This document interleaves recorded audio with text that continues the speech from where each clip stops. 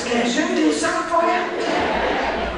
Ja, men jeg ved ikke, om jeg kan synge den helt alene, fordi jeg plejer altid at synge den sammen med fru Helium, og det er faktisk en politisk sang. Tror I kan tåle det? Ja, for den er sådan lige. Det er ikke alle, der kan lide den. Nu kommer fru Helium. Nej, det er ikke fru Helium. Det er hendes praktikant. Det er Tanja.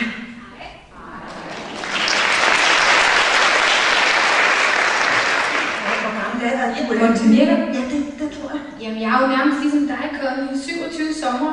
Jamen, jeg er jo meget ældre. Men jeg kan næsten ikke se det.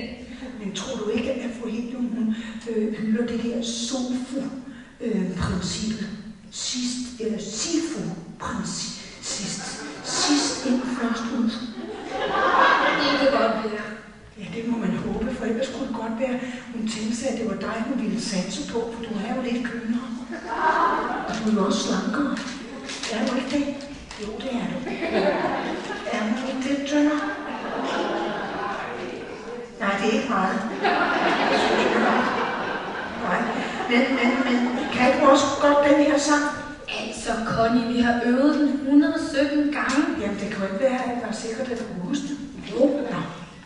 For... Er det klart? Ja, er de klar derude? For alle de rige i landet er lykken en anden få. Loven for danske og krænker en menneskeret.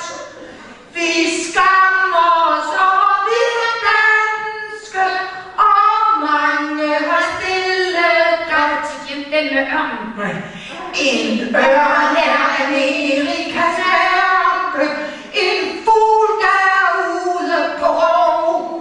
Men forholder med de stærke, han synes, de skal have det sjovt. Vil dansken i verden